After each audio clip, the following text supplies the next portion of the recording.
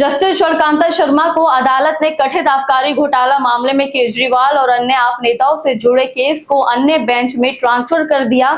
इसे आम आदमी पार्टी ने बड़ी कानूनी जीत बताया। अतिशी ने कहा कि केजरीवाल के सत्याग्रह की जीत हुई है। दिल्ली कथित आबकारी घोटाला केस में हाई कोर्ट की जस्टिस स्वर्णकांता शर्मा द्वारा खुद को सुनवाई से अलग कर केस दूसरी बेंच को सौंप जाने के बाद आम आदमी पार्टी अति उत्साहित दिख रही है। उसने इसे बड़ी कानूनी और नैतिक जीत बताया है। पार्टी ने दावा भी किया है कि अरविंद केजरीवाल और अन्य आरोपियों ने लंबे समय से निष्पक्ष सुनवाई को लेकर जो सवाल उठाए थे, अब उनका पक्ष सही साबित हुआ है।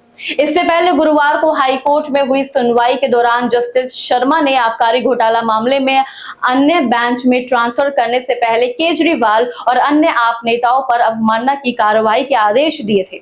न्यायमूर्ति स्वर्णकांता शर्मा ने स्पष्ट किया था कि यह कदम किसी दबाव में या पीछे हटने की वजह से नहीं, बल्कि न्यायिक प्रक्रिया की निष्पक्षता को बनाए रखने के लिए उठाए जा रहे हैं। उन्होंने कहा था कि क्योंकि अब उन्होंने स्वयं अवमानना कार्रवाई शुरू की, इसलिए मामले की सुनवाई किसी अन्य बेंच द्वारा की जाएगी, ताकि भविष्य में किसी भी पक्ष को यह कहने का अवसर ना मिले कि निर्णय व्यक्तिगत भावना से प्रभावित था। सत्य की जीत हुई है, ये अरविंद केजरीवाल ने बोला है। इससे पहले आम आदमी पार्टी के राष्ट्रीय संयोजक अरविंद केजरीवाल ने इस घटनाक्रम पर प्रतिक्रिया देते हुए सत्य की जीत बताया।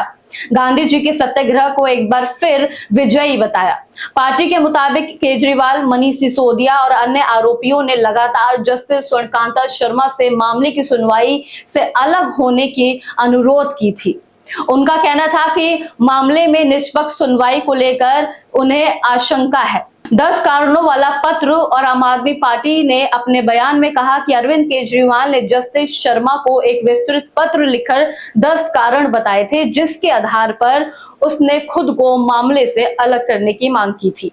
हालांकि शुरुआत में जस्टिस शर्मा ने सुनवाई से अलग होते हुए इसका इनकार कर दिया था, जिसके बाद अरविंद केजरीवाल और मनीष सिसोदिया राजघाट पहुंचे थे और महात्मा गांधी को श्रद्धांजलि देकर सत्याग्रह के रास्ते पर चलने की घोषणा की थी। उन्होंने कहा था कि अदालत का सम्मान करते हैं, लेकिन निष्पक्षता को लेकर परिस्थितियां उन्हें ये कदम उठाने के लिए मजबूर कर रही है। जज के बच्चों और सॉलिसिटर जनरल को लेकर भी सवाल उठाए गए थे। आम आदमी पार्टी ने दावा किया कि अरविंद केजरीवाल द्वारा उठाई गई प्रमुख आपत्तियों में से एक वो थी कि जस्टिस स्वर्णकांता शर्मा के बच्चे केंद्र सरकार के पैनल में शामिल हैं। पार्टी के अनुसार आबकारी नीति मामले में सीबीआई की ओर से पेश हो रहे सॉलिसिटर जनरल केस आवंटित करते हैं और जज के बच्चे को भी सरकारी मामलों में फीस मिलती है। आम आदमी पार्टी ने आरोप लगाया कि पिछले कुछ सालों में जज के बच्चों को बड़ी संख्या में केस आवंटित किए गए और सरकारी फीस मिलने के द्वारा उनका काम यहां पर खराब होता हुआ दिखा। पार्टी का कहना था कि ऐसी स्थिति में केंद्र सरकार के खिलाफ निष्पक्ष फैसले आने को लेकर आशंका नहीं थी। आरएसएस से जुड़े कार्यक्रमों में शामिल होने पर भी सवाल। पार्टी ने यह आरोप लगाया था कि जस्टिस स्वर्णकांता आरएसएस से जुड़े अधिवक्ता परिषद के कार्यक्रमों में शामिल होती रही है। आम आदमी पार्टी का कहना है कि इसी वजह से केजरीवाल ने निष्पक्ष न्याय को लेकर चिंता जाहिर की थी। सौरभ भारद्वाज ने कहा था कि जस्टिस स्वर्णकांता अपने आदेश में बार बार कह रही हैं कि वो कदम व्यक्तिगत नाराजगी से नहीं, बल्कि न्यायपालिका की गरिमा को रखने के लिए उठा रही हैं।